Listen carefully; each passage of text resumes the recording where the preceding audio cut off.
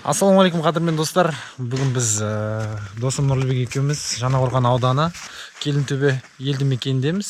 Қазір біз осы Жаңақорғанның бірінші мақтанышы, ол санатория Балшық болса, екінші мақтанышының бірі Апанғақ екен.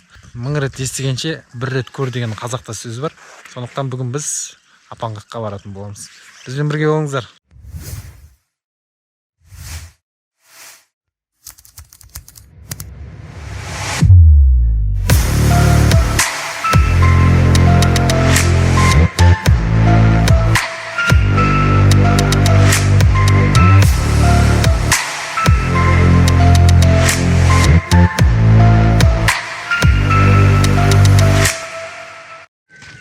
Міне достар, Жаңақорғанның үшінші мақтанышы Нұржігіт.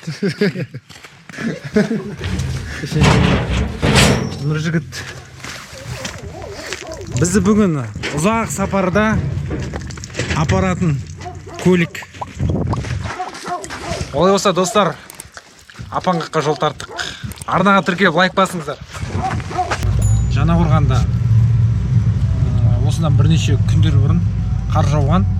Қазір күннің жылу әсерінен балшық болып жатыр. Осындай қиыншылықтарға қарамай біз баруды жөн көрдік. Көрсетеміз сіздерге Апанғақты.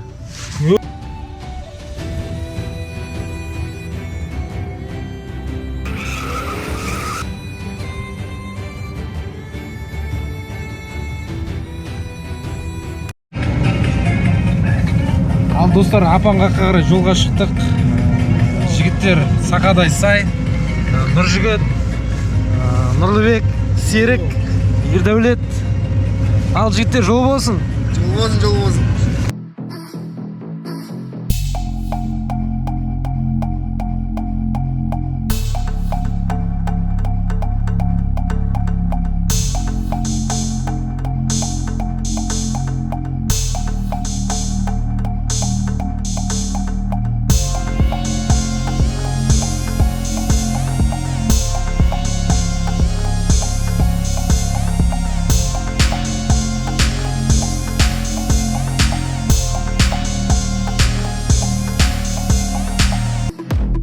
Достар, Апанғаққа баратын жол.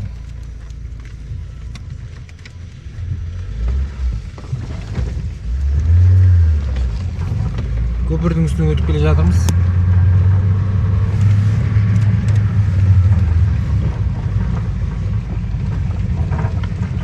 Неше километр жігіттер Апанғақ түйіскен елді мекенінен? Түйіскен елді мекенінен 22, иә? Примерно 22 километр. Түгіскен елді мекенінен 22 километр жерде орналасқан. Енді барар жолда енді айта алмаймыз достар. Өте ауыр жол. Ал достар, бізде Апанғаққа келдік. Апанғақ елді мекеніндегі ауылдар, осы үйлер, бірнеше үй бар, халыққа қызмет көрсетеді екен. Осы үйлер келген туристерге жатуға арнайы бөлмелер дайындап қойған. Біз енді бірден судың басына барғанды жөн санап тұрмыз. Ағал кеттік. Бісміллә.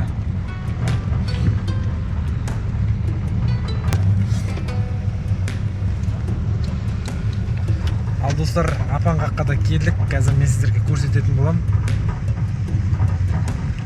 Ыстық су қайнап жатыр дейді. Ал бісміллә.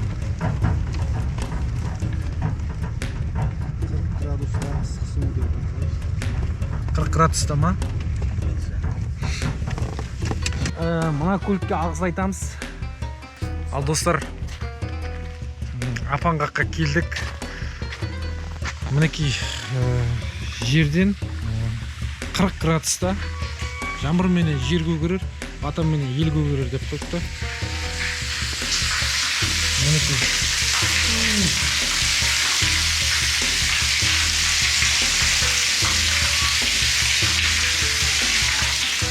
ішінде қамалып қалсаң.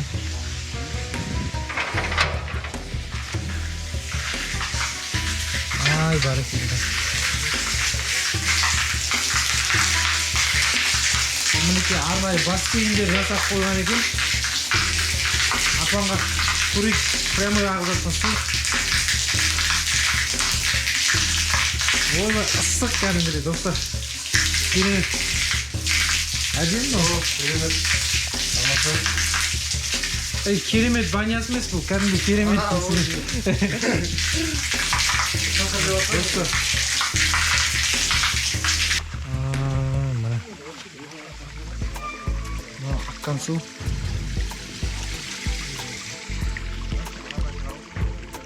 Бұға қарай ағып жатыр. Жерден енді 40 градуста жылы температурада ағады екен. Енді келгеннен кейін бұл суға түскенде дұрыс па деп қоям. Мына жақтағы скважиналарды көрсетейін сіздерге.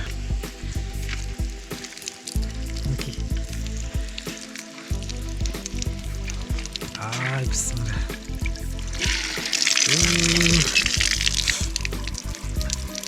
Өте ыстық.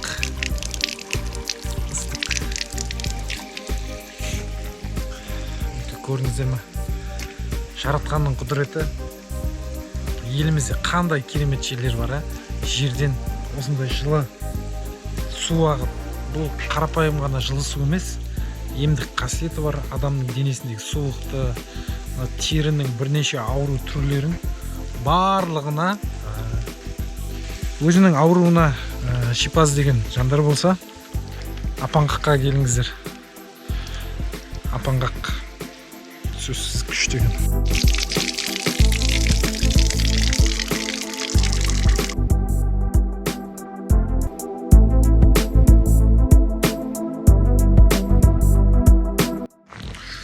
Достар, Апанғаққа екі жолмен келуге болады.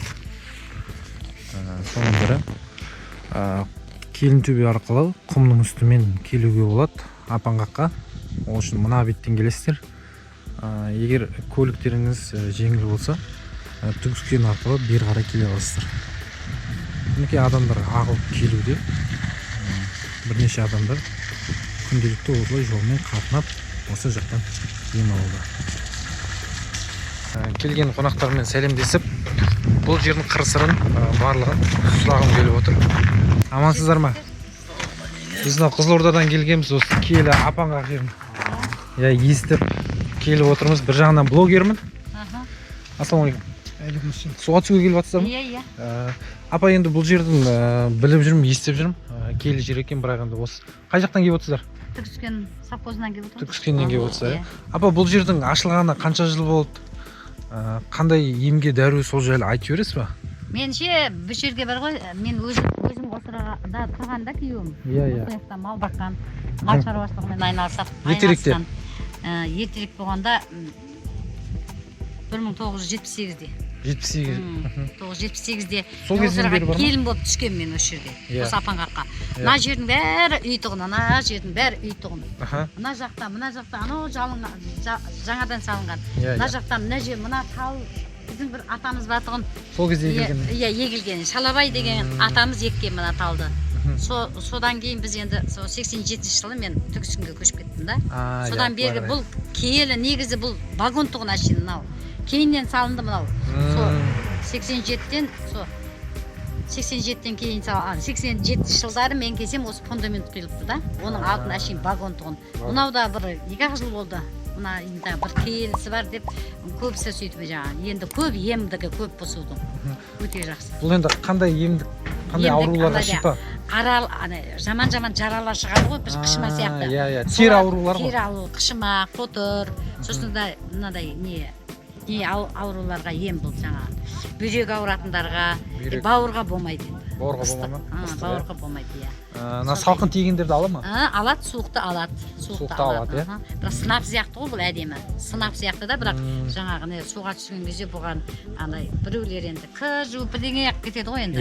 Ондай істеуге болмайды. Бұны 80-90 өткен осы 87 жылдары ма, жоқ 80 емес, одан бері 91 бәлесін жылдар осы жерде не соққан. Жаңа санаторий сыяктан Иә. нарга. О дәл өш жерге су алып. Содан кейін барып, кейіннен ол қудаланып, бір бәле болып, сір бәле болып, әйтеуір адам ғой. Иә. Сөйтіп нетіп салдырмай кетті, мынаны соғып кетті бірақ. Сол кісі осыны басына? Иә, Әбдіримов, кім деген, Әбдіримов деген ше. Әбдіримов деген кісі? Иә, кім, әнші болған ше баяғы. Нетіп жүрді, осы Жаңаөрған ауданында, Қызылорда облысында. Сол кісі әбежіптен свиттерді алып келді.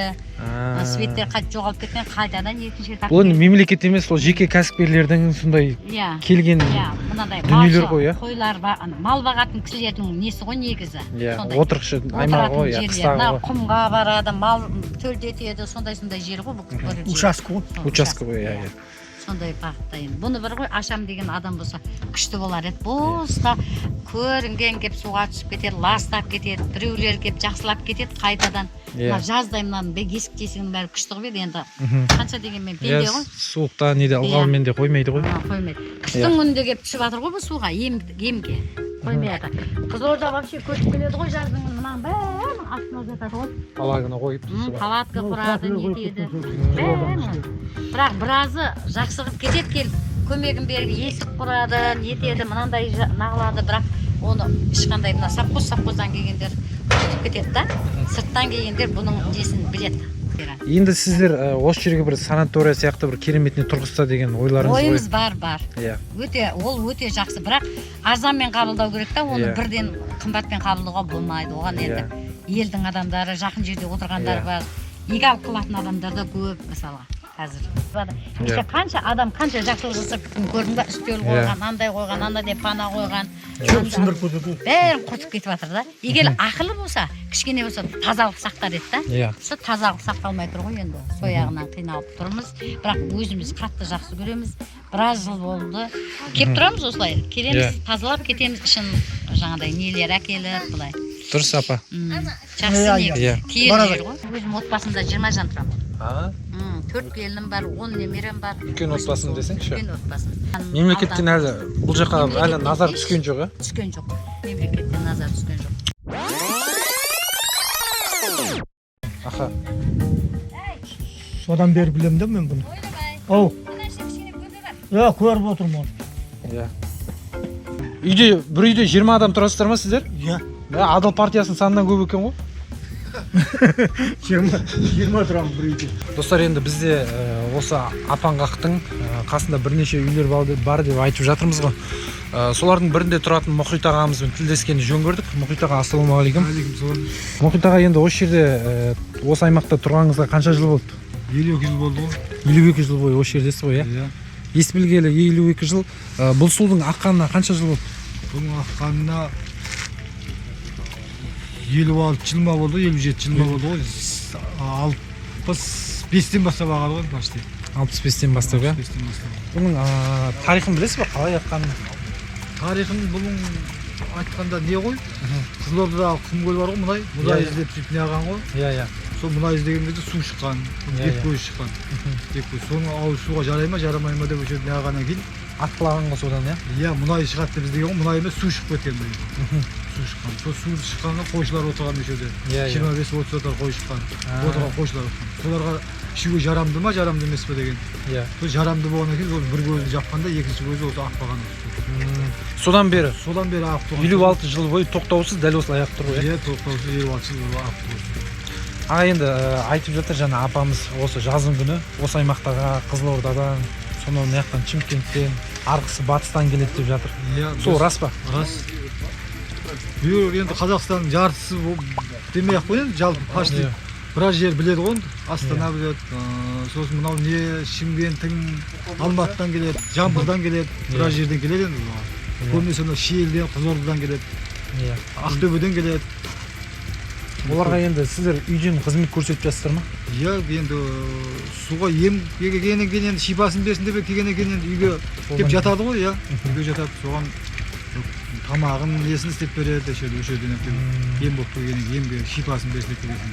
Пәлен жыл жаңағы жазылмай жүрген аурулардың біраз жаңағы денедегі жара, асқазан сондайларды емдеп беріп отыр. Мен өзім жаңағы Тақтай базарда істеймін, жолдас балам бір жолдасы келіп Алматыдан. Енді біреуден сұрамайсың ғой, әркімнен сұрамайсың. Сен қай жеріңе барып келдің, анау ауырып келдің, міне. сөйтсем кейін айтады да, сөйтсем ол геморрой екен былайша айтқанда. Геморройдың өзіне де жаңа ем болғанда есеп. соның шипасы осы шипасын судың беріп отыр да, беріп отыр ғой, иә? Иә, беріп отыр сол. былай айтқанда енді қаншама аурудың бетін қайтарады дейсіз ғой. Иә, әрине. Жұрт айтады ғой, мен мақтап айтпай ақ қой, жалпы жұрттың естуі бар, несі бар, біледі ғой. Дұрыс, иә, біз осы есту бойынша келіп отырмыз. Қандай керемет жер, осы Жаңақорған жерінде өзі қаншама жанға шипа болған жер ғой. Иә, дұрыс. Балшығы бір бөлек. Енді керемет суын халық ести білмейді, достар. Иә. Міне мықты жер. Осындай ағаларымыз қаншама халықтың алғысын алып, елге қызмет етіп жатыр. Мемлекеттің қолдауынсыз, иә, бұл жердің барлығы, иә. Қолдаусыз, иә. Светті кім орнатты бұл жаққа? Мемлекет әкелді ма? Мемлекет әкелді светті, иә. Мемлекет әкелді светті. 13 жыл светсіз отырдық қой. Осы жер, иә. Үкіметтің кезінде келген 85-те. Иә. Сөйтіп неше жыл жанда бір нәрсе біраз уақытқа жанды. Кейін совет үкіметі құлаған екен, стол құлады, сым не қылды. Тарантаражға түсті. Иә, тарантаражға түсіп кетті. Кейін осы мемлекет өзі әкелді ғой светті. Бұл енді бір күн жатып кетті деп жатсыз ғой. Иә. Енді бұл ауруға енді шипа болу үшін кемінде қанша күн алу керек, күніне қанша алу керек, сол жайлы айтып жіберіңізші. Ол суға кемі 3 мәрте түсу керек қой бір күнде. Жазында түсті, кешке. Кейін қыстың күні шамалы салқындау болады енді, 2 мәрте түссе де болады енді жалпы. Иә. Күтініп, мәшем жылы немен барып, жылы немен киініп сөйтіп жүру керек қой. Бір күн түскеннің өзі 3 күн перезіп түсу керек мысалы. Бір күн түскеннің өзі 3 күн күтіну керек мысалы. 3 күн, иә? 3 күн күтіну керек. Жылы мұздай су ішпеу керек. Мұздай кола, не күтіну керек қой, иә? Адам денесі босай ма сонда бұл жылы судан? Босайды, әрине. Анадан түскенде кәдімгідей босайды ғой, денең бәрі. Суға түссең кәдімгідей жеңілдеп қаласың ғой, шаршағаның басып шаршап келіп түссең суға. Иә. Енді жеңілдеп қалады денең.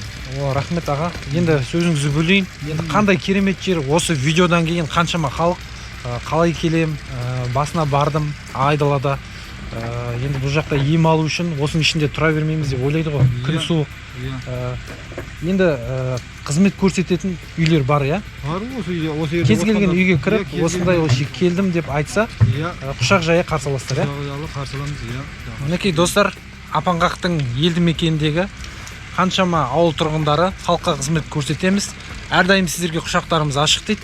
Рахмет аға. Рахмет, сіздерге рахмет. Шипасын болсын, ем болсын. Аумин.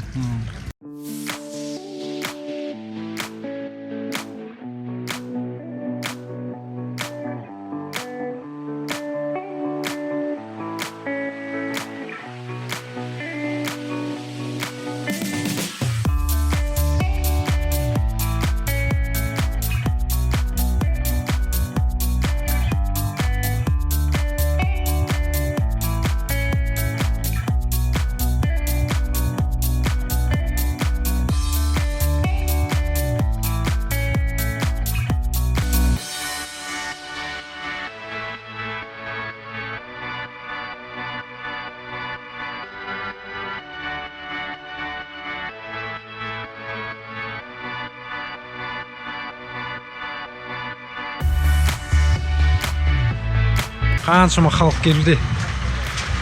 Біз енді келгенімізге 1 сағат болған жоқ. 2-3 машина және де мына екеуінде де халық суға түсіп жатыр. Мына жаққа әйел адамдар, мына жаққа ер адамдар кірді. Енді достар, бұдан бөлек машинамен де көлікпен келіп суды құйып, канистрге, плякке алып кетіп жатыр. Ал мен дене қыздырып, өзімнің достарыма қосылайын. Достар, бастысы біздің арнамызға тіркеліп, лайк басып, коммент жазыңыздар, қолдаңыздар. Сіздерден қолдау күтем. Ей туысқандар.